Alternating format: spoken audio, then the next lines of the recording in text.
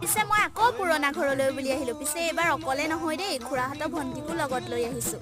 মানে আমাৰ ফুচু ভণ্টি। এয়া দেখিছেনে পৰিৱেশটো কিমান ধুনীয়া হৈ আছে।